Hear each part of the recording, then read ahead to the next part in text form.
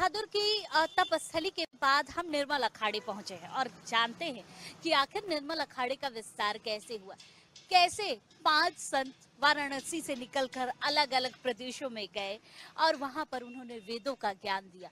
कैसे निर्मल अखाड़े के विस्तार के साथ साथ आज भी सनातन धर्म की रीतियों को निर्मल अखाड़ा जगह जगह फैला रहा और किस तरीके से निर्मल अखाड़े का विस्तार अभी भी महाकुंभ में समागम होने के लिए लगातार करते रह रहे हैं। जिस तरीके से निर्मल अखाड़े के जो संत हैं वो लगातार महाकुंभ में सनातन धर्म की रीतियों को आगे बढ़ाते हैं, तो चलते हैं और जानते हैं निर्मल अखाड़े के संतों के बारे में और जानते हैं कि आखिर किस तरीके से निर्मल अखाड़े का विस्तार हो रहा है। इस समय हम निर्मल अखाड़े में हैं और हमारे साथ निर्मल अखाड़े के सचिव देवेंद्र सिंह जी हैं। महाराज, माध्यम से सब प्रचार हो ही रहा है, तो सब लोग आते हैं और उनके लिए हम व्यवस्था करते हैं, यहाँ भी करते हैं और छावनी में भी तरीके से आगे बढ़ते हैं। और क्या कुछ और कहानियां हैं निर्मल अखाड़े की?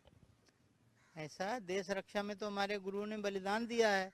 गुरु तेग बहादुर जी ने देखो दिल्ली चांदनी चौक में शीश अपना कटा दिया। गुरु गोविंद सिंह महाराज ने चारों पुत्रों को वार दिया। गुरु तेग बहादुर ने तप किया था और तप करने के बाद ही माता के गर्भ में भगवान आए। उसके बाद धीरे धीरे जो परंपरा रही उसको आगे बढ़ाया गया और परंपरा आगे बढ़ाने के साथ साथ अखाड़ों की जो परंपरा रही उसको आगे बढ़ाया।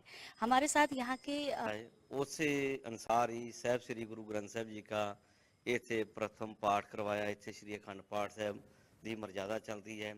इस स्थान से ही गुरु तेग बहादुर महाराज ने अखंड पाठ करवाने से पहले माता नानकी जी उन्होंने माता जी ने कहा सी बेटा ढाडे घर एक जोधा पुत्र पैदा होगा ਜਿਹੜਾ नवा धर्म नवी सृष्टि चलाएगा।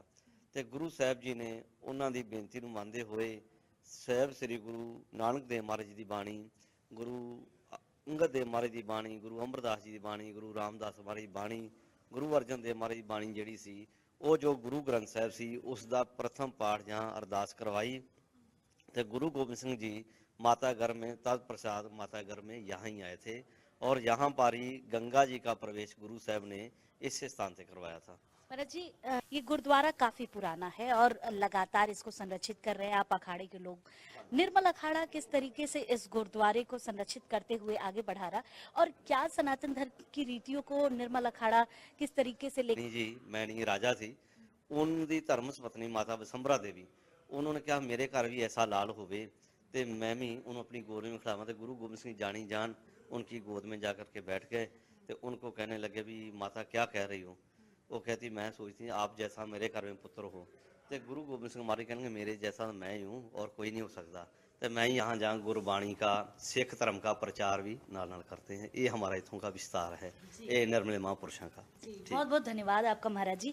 देखिए किस तरीके से निर्मल संतों के द्वारा देश में विदेश में पूरे विश्व में किस तरीके से सनातन धर्म की रीतियों को आगे बढ़ाया जाता है, वेदों के ज्ञान को आगे बढ़ाया जाता और किस तरीके से आपको मैंने दिखाया कि ये पूरी तपस्थली कितनी पवित्र है। यहाँ पर किस तरीके से गुरु तेग बहादुर ने यहाँ पर तप किया और तप करने के साथ गुरु गोविंद साहब का आगमन हुआ और फिर उसके बाद सनातन धर्म की रीतियों को लगातार आगे बढ़ाया गया। कैमरामैन राजेंद्र के साथ मैं वर्षा शाही, इंडिया न्यूज प्रयागराज। महाकुंभ में त्रिवेणी संगम का विशेष महत्व है और इस समय हम त्रिवेणी संगम पर भी स्थित हैं।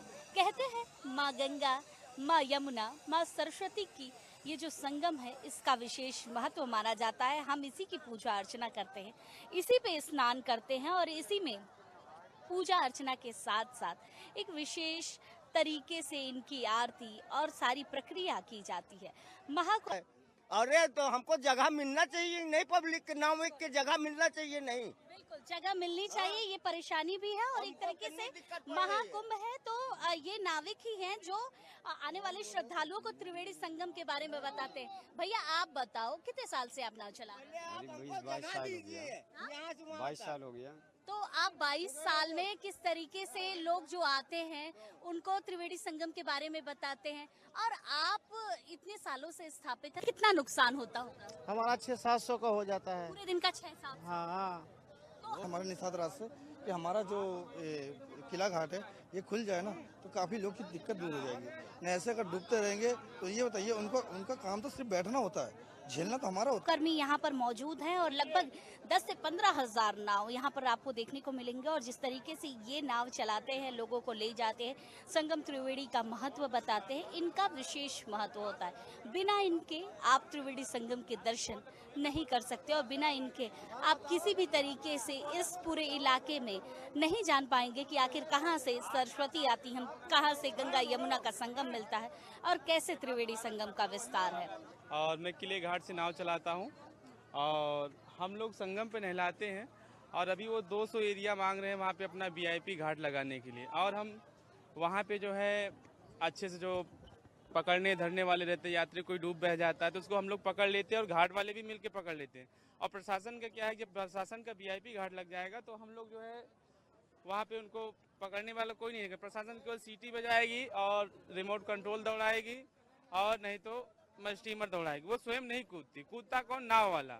और ये हम लोग हमारा घाट ही छीन लिया जा रहा है और हम लोग जाए गहरे जल में नहलाएं और ये लोग अच्छे से जमीन में नहलाएं। ठीक है, तो ये सब भी देखना पड़ेगा। और हमें किला घाट चाहिए। हम लोग साल के 12 महीने किले घाट पे चलाते हैं और ये लोग जो है हमें यहाँ वहाँ दौड़ा रहे हैं और कह रहे हैं किला घाट बंद करके आपको उस तरफ इस तरफ दौड़ा दिया। अब हम लोग जहाँ पे 12 महीने वहाँ पे हमको चलाने ही नहीं दिया जा रहा है और चलाने को दिया जा रहा है तो भी इधर उधर। ठीक है, ये भी है और हम लोग को असुविधा हो रही है यहाँ पे वहाँ से दुनियादारी। ठीक है, और एक मिनट देख देंगे। हम नाविक रास्ते से पकड़ के यात्री को ले जाते हैं घाट तक। उनको जो है पुलिस वाले बड़ा परेशान करते हैं, पकड़ लेते हैं, कहते हैं तुम कौन हो, उनका परिचय पत्र बनवा दीजिए एक ठे प्रशासन की तरफ से। नाविक नाम लेते ही पुलिस वाला बोले ना, उनको आने दे, परिचय पत्र दिखा के अपना उनको छोड़ दे, तब तो यात्री घाट तक आएगा। नहीं सब गंगा नदी पुलिस वाले भेज देते, उधर भेज देते हैं। जब घाट पे आएगा तब तो हम नाव से लेके जाएंगे। परिचय पत्र होना चाहिए, नहीं होना चाहिए। 150 ले लीजिए प्रशासन से, कह लीजिए परिचय पत्र दे दे एक ठे। नाविक को रोके ना, रास्ते में यात्री से मिलने से रोके ना कि यात्री बात करे उसको पकड़ ले, चोर है चोर है। अरे परिचय पत्र देख लो तुम, नाविक का छोड़ दो उसको। बोट पे बैठाते समय थोड़ा जगह दे दीजिए, एक आधा किलोमीटर का जगह दीजिए, ताकि 20,000 नाव हैं, कैसे लगाएंगे? जब किसी पे सवाल हो जाएगा तो डूबेगा नहीं। अब पूरा गवर्नमेंट जगह छेक लिया, वीआईपी घाट बना के कह रहा है, मंत्री आ रहे, डीएम आ रहे हैं, पूरा जगह यहाँ से लेके आधा किलोमीटर छेक लिए। अब बचा गया गंगा नदी, अब वहाँ नाव चलाएंगे, स्पीड धार है उसमें। गंगा नदी में कहाँ नाव चलेगी? जमुने में तो नाव चलेगी मैडम, ये बात है।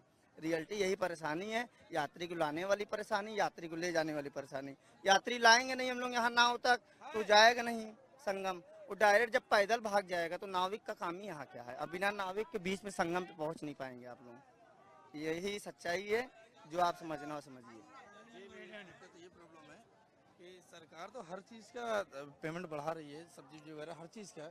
ये बताइए जो यहाँ पे नाविक जो नाव चला रही है, इस 60 रुपए सवारी जो कर रही है, इसमें ये कि आटा खरीदेगा कि आलू खरीदेगा? तो खुद को कुछ क्या 10-20 रुपए बढ़ने से क्या हम बहुत बड़ा करोड़पति हो जाएंगे? हमें करोड़पति नहीं बनना, कम से कम हमारा पेट तो भरे। ये थोड़ी ना कि हम यहाँ दिन भर जाके मरे, उसके बाद पता लगा शाम को कुछ मिल ही ना रहा हो, बाजार जा रहे हो तो कुछ पैसा बची ना रहा हो, ना हमारे बच्चे कुछ सही खा पा रहे, ना हमारे बीवी खा पा रही है, हम भी कुछ इंसान नहीं बचा पा रहा है। तो हम सरकार से यही निवेदन करेंगे, कम से कम यहाँ 2 पैसा बढ़ाए ताकि इंसानों को जेब में जाए, थोड़ा अच्छा लगे, मेहनत करें। ये बताइए आग बुझाने वाले का पेमेंट कितना होगा? ट्रेन चलाने वाले का पेमेंट कितना होगा? मानते हैं सब खतरे से खेलते, जहाज उड़ाने वाले का पेमेंट कितना होगा? हम भी लोग खतरों से खेलते, किसी से कम नहीं है, खतरे पे जान देके सभी को बचाते हैं। हमारा पेमेंट बढ़ाने के लिए कौन है? ये योगी जी मोदी जी, हम किसी की बुराई तय नहीं करना चाहते, या अगले से कोई भी सरकार की हमें बुराई नहीं करनी है, क्योंकि हमारे तो बेस्ट ये योगी मोदी जी हैं जो राम और लक्ष्मण की जो अवतार लिए, हम तो ये मानते अच्छे हैं। तो बहुत सुविधा कर दी, पहले तो कोई सुविधा नहीं थी, लेकिन अब तो बहुत सुविधा कर दिया है कि हाँ यहाँ रहने सुविधा। लेकिन मेन सुविधा यही है कि हमारे जो नाविक है, नाविक नाव लगाने की जगह है, जो इतनी चौड़ी जगह थी, सरकार ने अपनी जो त्रिवेणी संगम में पूरी जगह तो त्रिवेणी संगम पे ले लिया। अब हम लोग लेके जाएंगे कहाँ नहाएंगे? पुलिस वाले खड़े रहते हैं, सीटी मार देते हैं। अब ये बताइए, पुलिस सीटी मारते बोलते हैं यहाँ से मत हो तो तुम वहाँ से मत जाओ, कोई डूबेगा तो अगर हम नहीं जाएंगे तो बचाएगा कौन? सरकार तो वो क्या बोलते हैं, एक मशीन आया है रिमोट द्वारा। अब ये बताइए अगला वो 3 घूट में तो वो चला जाएगा, लेकिन उसके स्टीमर रिमोट लेके उसको पास पहुंचाते हैं कि उसको बचा लेगा। अब वो अंदर गया तो वो क्या मशीन अंदर घुस जाएगा? वो तो ऊपर के लिए मशीन बना हुआ ना, ऊपर तैरने के लिए बना हुआ, नीचे जाने के लिए थोड़ी ना बना हुआ। नीचे कौन जाएगा? ना भी जाएगा ना। बस आपसे यही निवेदन है, बाकी आप ऊपर वाले की मेहरबानी।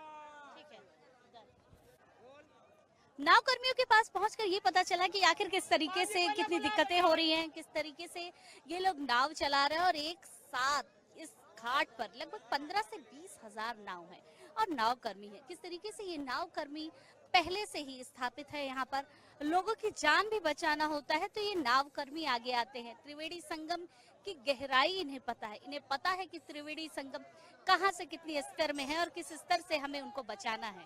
तो जिस तरीके से पूरा मामला रहा जिसमें यहाँ के नाव कर्मियों ने अपनी परेशानियां बताई कि आखिर किस तरीके से परेशान हो रहे हैं। महाकुंभ का समागम है, इनकी जगह थोड़ी सी कम पड़ रही है, इनको जगह का विस्तार चाहिए जिससे ये आने वाले श्रद्धालुओं को त्रिवेणी संगम का महत्व बता पाए और स्नान करवा पाए उस त्रिवेणी संगम में।